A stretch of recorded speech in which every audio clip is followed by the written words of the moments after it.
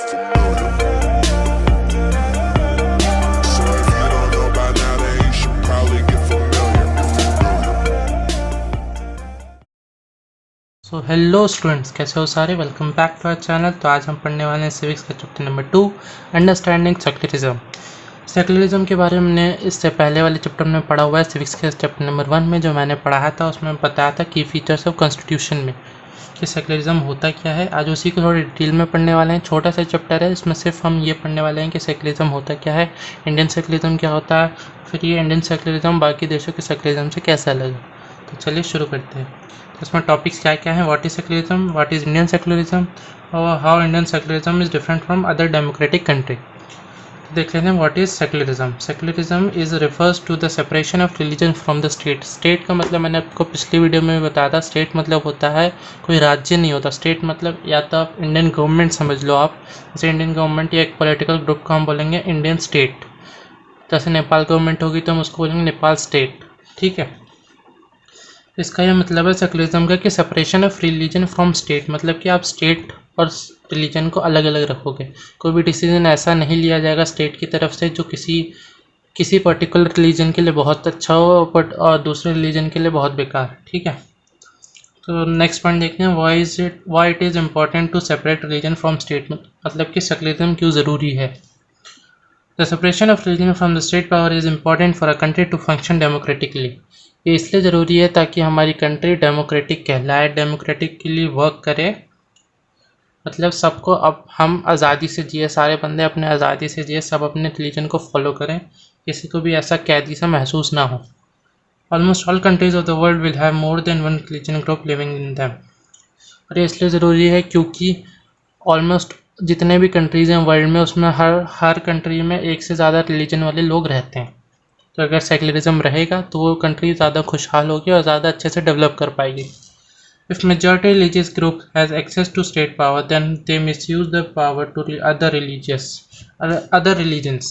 इसका ये मतलब हुआ, जाहिर सी बात है, अगर कोई मेजॉरिटी ग्रुप के पास आप स्टेट पावर दे देते हो तो वो माइनॉरिटी ग्रुप्स को या अदर रिलीजन जितने भी छोटे मोटे जितने भी कम पॉपुलेशन वाले रिलीजन है वो अपनी पावर का मिसयूज़ करेंगे, ठीक है, और उन्हें मतलब डोमिनेट करेंगे।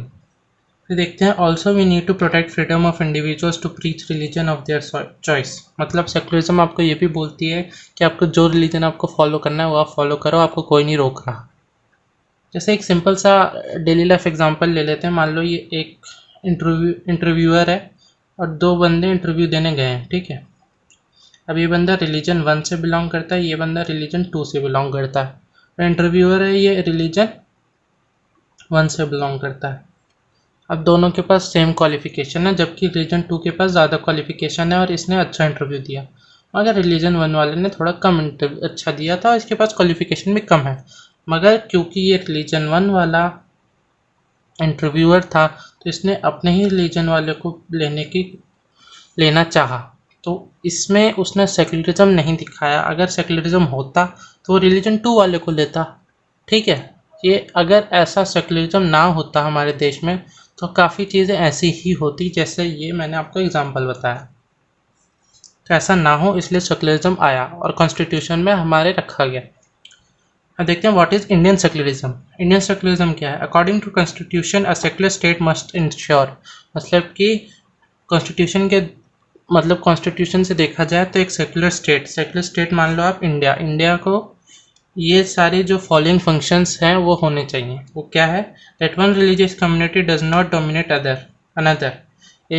कोई एक रिलीजियस कम्युनिटी दूसरे रिलीजन कम्युनिटीज़ को डोमिनेट नहीं करनी चाहिए। that some members do not dominate other members of same religious community। मतलब कि कई बार ऐसा होता है ना कि एक ही रिलीजन के हैं लेकिन फिर उसमें बात आ जाती है कास्ट की। कोई ज़्यादा अपर कास्ट का होता है, कोई लोअर कास्ट का होता है, तो अपर कास्ट वाले लोअर कास्ट वाले को डोमिनेट कर रहे होते हैं, लेकिन जबकि वो सेम रिलीजन के हैं। तो ये भी ऐसा नहीं होना चाहिए।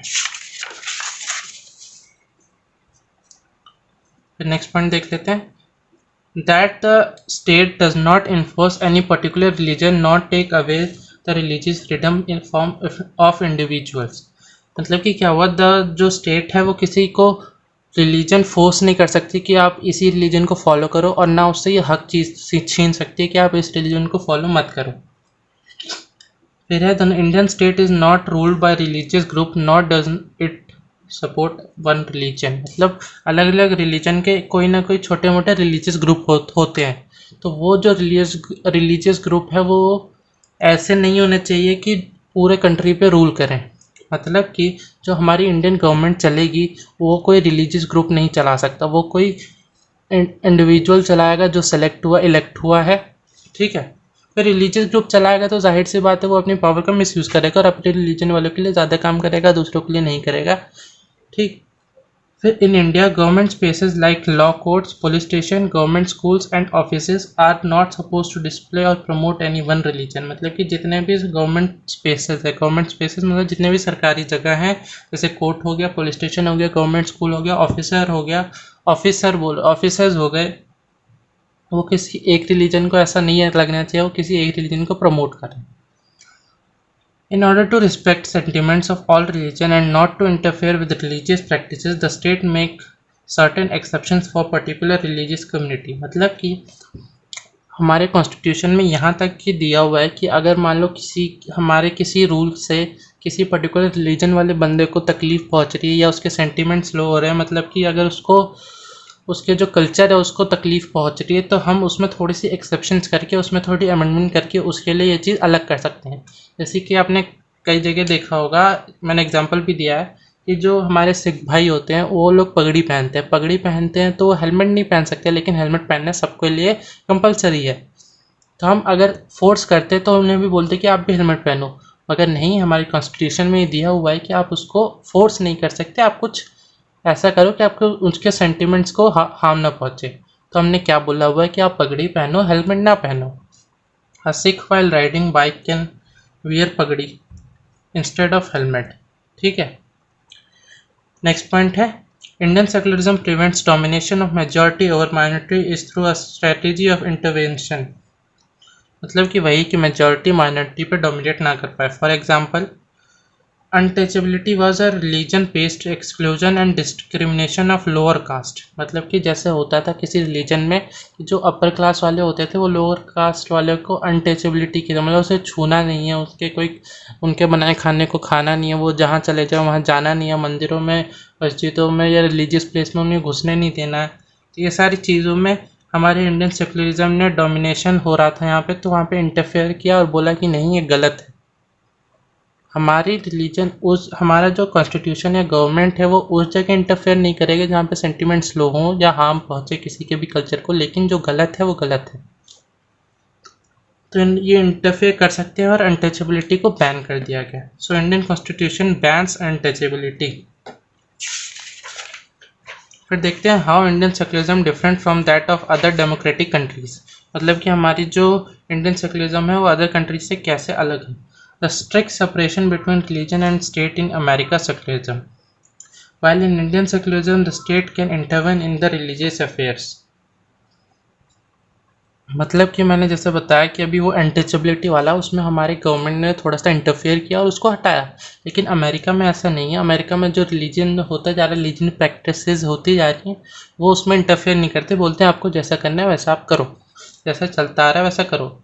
इंटरवेन मैंने दो जगह यूज़ किया और मार्क भी किया। इसका मतलब क्या था, term refers to state efforts to influence a particular matter in accordance with principle of constitution. मतलब ये एक ऐसा एफर्ट डालते हैं जिससे कि वो जो पर्टिकुलर जो आपका होता था मैटर वो किसी हमारे कॉन्स्टिट्यूशन से मिलता जुलता होना चाहिए। अगर वो नहीं है और अगर उसको फॉलो नहीं करता है तो हम उसको हटा देंगे और उसको बैन कर देंगे। जैसे अनटचेबिलिटी हमारे कॉन्स्टिट्यूशन को फॉलो नहीं करता था, कॉन्स्टिट्यूशन तो बोलता है right to equality, right to equality का मतलब सब बराबर हैं, चाहे वो गरीब हो चाहे अमीर हो, तो हमने उसको अनटचेबिलिटी को बैन कर दिया। फिर नेक्स्ट पॉइंट है the Indian constitution guarantees fundamental rights that are based on secular principles.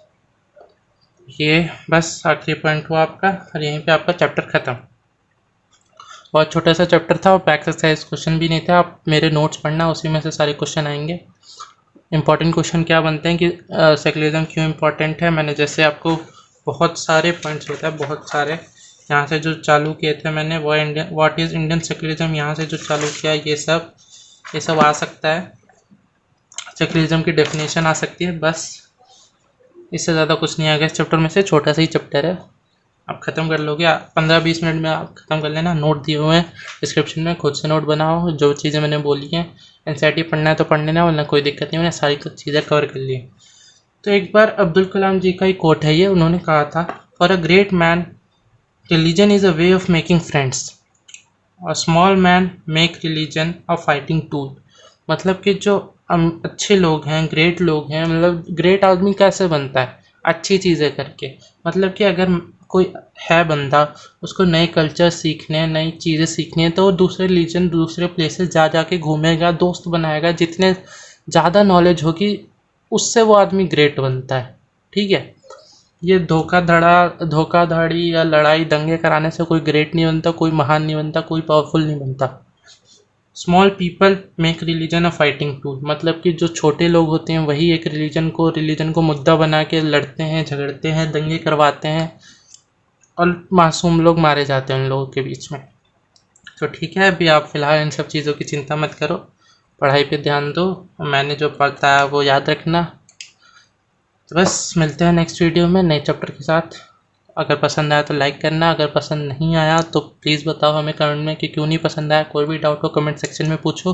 Subscribe करो चैनल, अपने दोस्तों के साथ शेयर करो। Best of luck, goodbye, be safe.